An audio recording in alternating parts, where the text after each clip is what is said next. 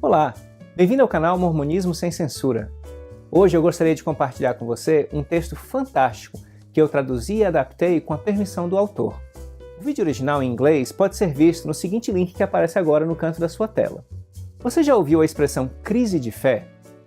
Ela acontece quando alguém descobre fatos sobre a sua própria religião, seu fundador, sua doutrina ou sua história que contradizem as afirmações fundamentais dessa religião. O sofrimento psicológico e emocional resultantes pode ser enorme, principalmente se a sua vida e sua identidade foram moldados por essas crenças ao longo de muitos anos. Isso é o que as pessoas descrevem como uma crise de fé. A intensidade da crise depende da intensidade da crença do indivíduo. Alguém que nunca seguiu todas as regras da religião nem se dedicou profundamente a ela, provavelmente não sentiria muito trauma psicológico ao descobrir que ela é falsa. Por outro lado, alguém que fosse profundamente comprometido com a religião teria uma crise muito mais difícil, por causa da maior profundidade de seu comprometimento e a identificação pessoal com a religião e seus ensinamentos. Uma crise de fé é afetada também pela natureza da religião. Por exemplo, a Igreja Unitária Universalista incentiva a busca livre e responsável da verdade e do significado individual, permitindo que cada membro determine por si mesmo qual é a sua identidade espiritual e o seu relacionamento com o divino. Seria difícil ter uma crise de fé traumática em tal sistema, porque nele você é guiado por sua própria voz espiritual e não por uma autoridade externa na qual você pode um dia vir a perder a fé. Por outro lado, se você fosse uma testemunha de Jeová e perdesse um filho devido a não ter permitido uma transfusão de sangue, pois sua igreja ensina que não é aprovado por Jeová, uma crise de fé faria com que você enfrentasse a possibilidade de que a morte de seu filho teria sido desnecessária, algo que seria terrível de se confrontar. Além do mais, existem muitas outras regras e restrições que teriam afetado sua vida, sua família e identidade, a maioria das quais teria exigido uma grande dose de adesão e sacrifício do fiel. Uma crise de fé nessa religião faria com que um membro fiel tivesse que reavaliar toda a sua vida, levaria a um trauma psicológico muito maior. Quanto mais uma religião exibir os seguintes aspectos, mais traumática se torna uma crise de fé nessa religião. Aspecto 1. A religião e seus líderes são a única fonte da verdade e têm respostas especiais e exclusivas sobre o propósito da vida, a natureza de Deus e a vida após a morte. Aspecto 2. Os membros são os eleitos de Deus e, em graus variados, se veem como não fazendo parte do mundo em que os rodeia. Em alguns casos, fundam comunidades afastadas do resto do mundo. Aspecto 3. A teologia dessa religião fornece o único caminho para a salvação. Aspecto 4. Os ensinamentos fornecem um alto grau de orientação sobre como os membros devem ver o mundo, viver suas vidas e interagir com os outros. Religiões que apresentam essas características e têm poucos seguidores são comumente chamadas de seitas. Quando elas contam com milhões de membros, passam a ser então chamadas de religiões de alta demanda ou controladoras, pois elas demandam um alto grau de comprometimento e identificação do fiel com a mesma. Seus membros moldam suas vidas conforme os ensinamentos da religião e fazem escolhas importantes, baseados na suposição de que as alegações e ensinamentos da religião são verdadeiros. Quanto mais os ditames da religião afetam as escolhas do indivíduo, mais a identidade dele é atrelada à religião, e maior é o trauma ao se descobrir que esta religião é baseada em uma fraude. Além disso, o consolo das respostas da religião às perguntas profundas da vida desaparece depois que se perde a fé na religião, o que significa perder o conforto concernente ao seu lugar no universo, seu propósito e seu destino. As pessoas descrevem tal crise como se tivessem o chão desmoronando sobre seus pés. Se você nunca experimentou tal sentimento, não subestime o trauma psicológico e emocional devastadores que tal experiência pode causar. Mas uma crise de fé não é necessariamente ruim. Para alguém que está em uma religião falsa e controladora, uma crise de fé, embora muitas vezes dolorosa, é necessária para uma liberação desse indivíduo. Uma crise de fé é uma experiência dolorosa, mas ela não é o fim em si mesma, mas sim um estágio de transição. A incerteza e a dúvida que acompanham a crise passarão, mas somente depois que os conflitos que lhe deram origem forem resolvidos. Como resultado desse conflito, existem duas saídas possíveis. Uma é a reconciliação e a outra o impeachment. Reconciliação acontece quando o indivíduo acrescenta novo entendimento aos fatos problemáticos, novas interpretações das escrituras, das palavras dos líderes da época, maiores detalhes sobre o contexto da época, tudo isso pode amenizar o julgamento moral dos acontecimentos históricos. Seja qual for a forma de reconciliação, o objetivo é sempre resolver o conflito com mais informação e reinterpretação dos fatos. Esse é um processo relativamente rápido se uma única questão está gerando a crise, mas pode ser um processo muito mais complicado se há vários problemas conflitantes a serem resolvidos.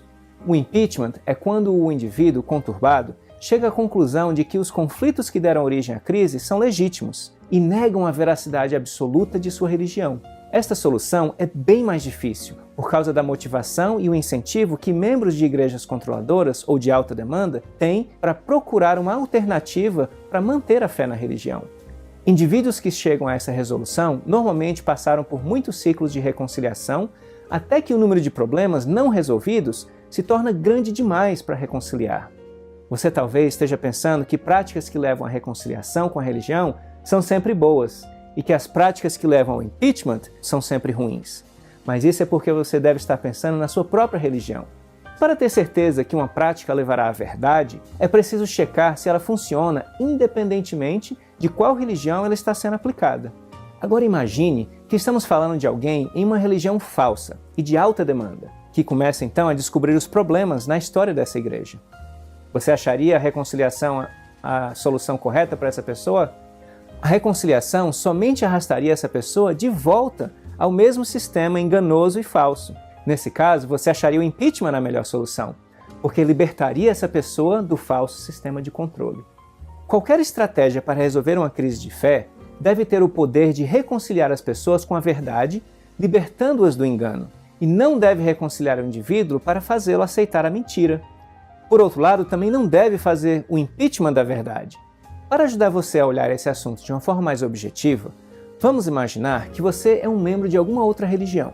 E a partir dessa perspectiva, vamos avaliar como você aconselharia um ente querido que se envolveu em uma religião diferente da sua e que você acredita ser falsa.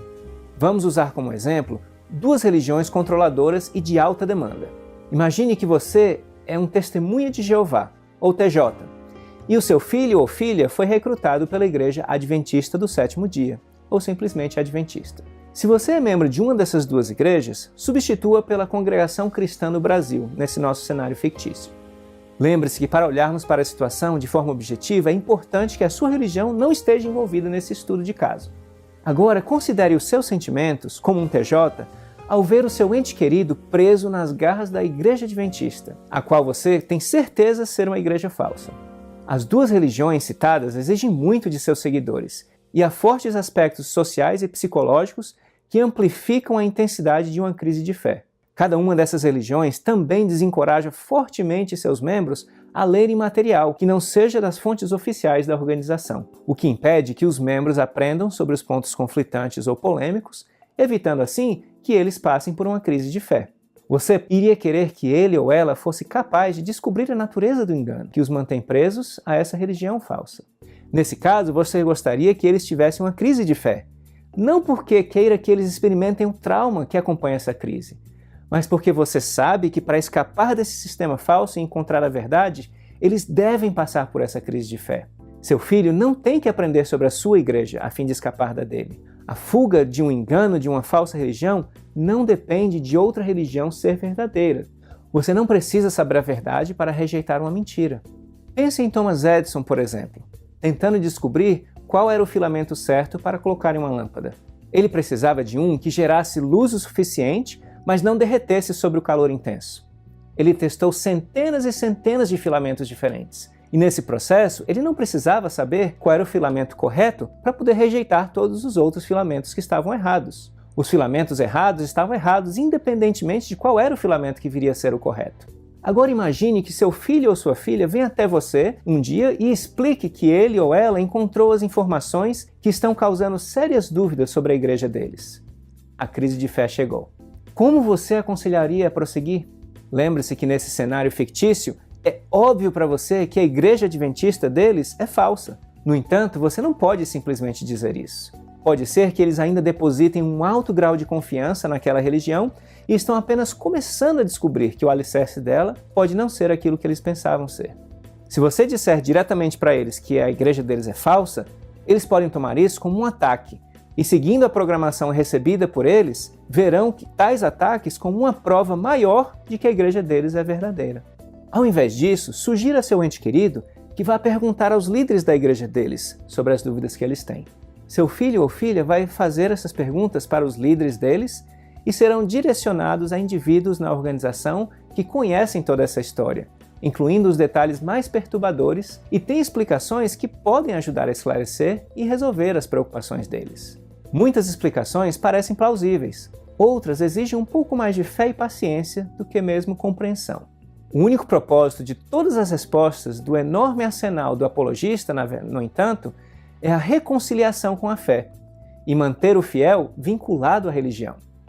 No entanto, em nosso exemplo, nós sabemos que a religião do seu ente querido é falsa.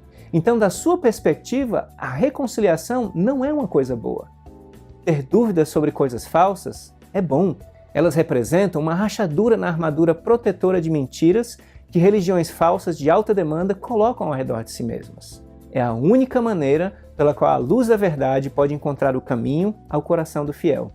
Uma estratégia que leva alguém a ignorar tais dúvidas, só trabalhando contra a verdade, perpetua a mentira e obscurece os primeiros raios de luz de liberdade antes que eles tenham a chance de se firmar no coração questionador. Tais táticas só têm o poder de reconciliar e funcionam não importa em que religião você esteja, já que essas ferramentas podem ser usadas para afastar o questionador da verdade. Uma pessoa que esteja sinceramente buscando a verdade não pode confiar nelas, não importa em que fé esteja, mesmo que essa pessoa, no caso de sua filha ou filho, acredite estar na única igreja escolhida e verdadeira. Se você já assistiu o filme Matrix, eu gostaria de comparar essas táticas, ou estratégias, com a pílula azul. Que estratégias são essas? Elas vêm na forma de afirmações como as seguintes: isso não é importante para a sua salvação, não se preocupe. Não podemos julgar as ações de nosso fundador, não estávamos lá para saber todas as circunstâncias. Não podemos julgar o comportamento do passado pelos padrões de hoje, os padrões morais são outros. Se Deus ordenou alguma coisa, então está certo, mesmo que seja algo que normalmente seria considerado errado. As respostas para suas perguntas serão reveladas na vida após a morte. Até lá, devemos simplesmente ter fé e continuar seguindo as regras da igreja. Esse é um mistério que Deus usa para testar a nossa fé. Você deveria estar mais preocupado em guardar os mandamentos do que em fazer perguntas que abalam a sua fé. Nosso líder falava apenas como homem quando dizia essas coisas problemáticas ou incorretas. Você pode confiar no que ele diz quando está falando sobre inspiração divina. Não confie em publicações de fora da igreja. Elas são tendenciosas ou simplesmente maléficas. Algumas respostas são muito sagradas para serem reveladas neste momento. Não dê ouvidos aos ex-membros da nossa igreja. Eles são apóstatas e só visam destruí-la. Você acreditava anteriormente que isso era verdade. Você deveria confiar naquele sentimento e parar de questioná-lo. Essas respostas, se aplicadas eficazmente, teriam o poder de manter um fiel afiliado a uma igreja falsa. Então elas não podem ser aceitas por alguém que esteja sinceramente buscando a verdade, não importa em que religião esteja. Para ajudar a esclarecer, vou usar uma outra analogia. Imagine que um novo teste para o câncer foi desenvolvido. Você é um pesquisador e quer descobrir quão bom esse teste é na detecção do câncer. Então você reúne 100 pacientes que você sabe, através de outros métodos, que têm câncer. Você aplica o teste a todos esses pacientes e em todos os casos o teste dá negativo. Agora, suponha que seu filho tem uma suspeita de câncer. Você aplica esse teste nele e o resultado também deu negativo. Você confiaria no resultado desse teste?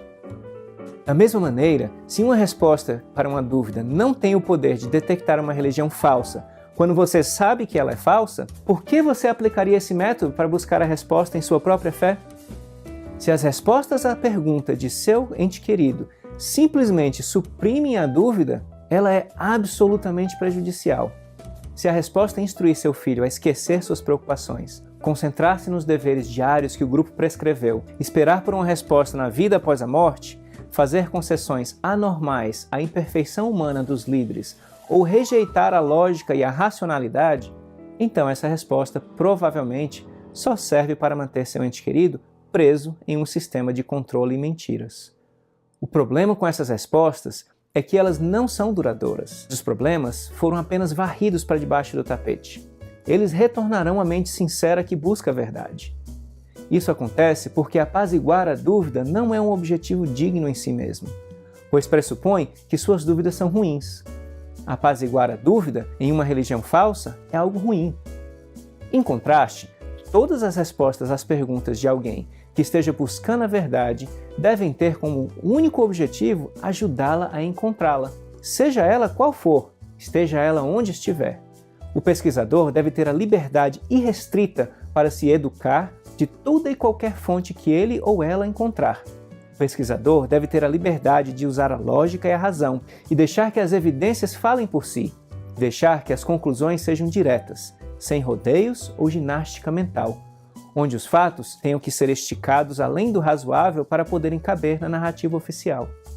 A verdade e a libertação são alternativas muito mais duradouras e funcionam independentemente da religião em que a pessoa se encontra. Voltando ao filme Matrix, a verdade é representada pela pílula vermelha, e ela pode não ser tão bonita quanto a ilusão da Matrix, mas ela é a verdade.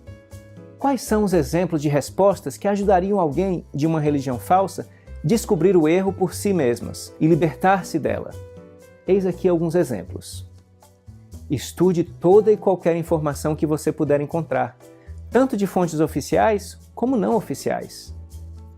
Converse com qualquer pessoa sobre suas perguntas e avalie todas as respostas, sejam elas a favor ou contra.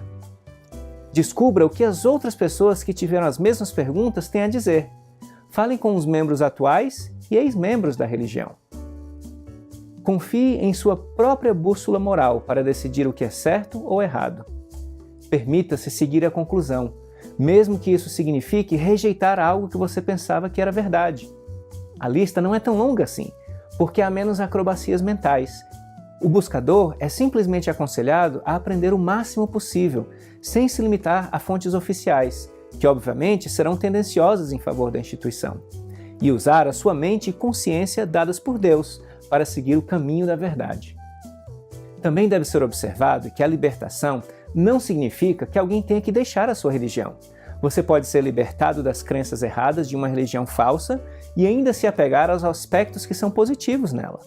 Você pode ter uma visão mais equilibrada e realista da igreja, valorizando sua história rica e diversa, além de seu próprio legado entre os membros, ao mesmo tempo em que rejeita os ensinamentos tóxicos dela. Muitas pessoas liberadas dessa maneira trabalham para melhorar os aspectos prejudiciais da religião. Eles podem ser vistos como uma força significativa que leva essas instituições a progredirem. Agora eu devo avisar que algumas religiões de alta demanda vão rejeitar e mesmo expulsar tais indivíduos. Então, pense no seu filho ou na sua filha de nossa história fictícia, preso em uma religião falsa. Qual pílula você gostaria que ele ou ela escolhesse? A pílula azul para ficar na Matrix ou a pílula vermelha para encontrar a verdade? Uma religião honesta jamais empregará as táticas que somente visam manter o fiel na igreja. Ela sempre o incentivará a buscar e aprender mais sobre a sua religião, com seus defeitos e tudo mais. Assim, dando liberdade ao indivíduo para ficar ou ir embora, conforme a sua consciência indique, sem o pichar como fraco, pecador ou outros rótulos pejorativos. Ao examinar as dúvidas sobre a sua própria religião, você deve confiar apenas nas respostas que, ao serem aplicadas a uma religião falsa, teriam o poder de discernir a verdade do erro. Isso não significa apenas aceitar as respostas que sejam depreciativas da sua religião. Significa simplesmente que não se pode confiar em uma resposta que mantenha alguém preso em uma religião falsa para exonerar a sua. Assim como um teste que não pode detectar o câncer em um caso conhecido, não tem o poder para ser usado para excluir a possibilidade da doença no seu próprio filho. Uma religião baseada na honestidade e na verdade sobreviverá a quaisquer dúvidas. Se as respostas reconciliadoras são as únicas respostas que você está recebendo, então você deve se alarmar. Isso não significa que você deve sair correndo de sua igreja agora, mas significa que ter dúvidas não é algo ruim. E usar as ferramentas certas que podem levá-lo à verdade é o único caminho para trazer paz duradoura à sua alma. Um abraço a todos, meus amigos, sem censura, mas com respeito.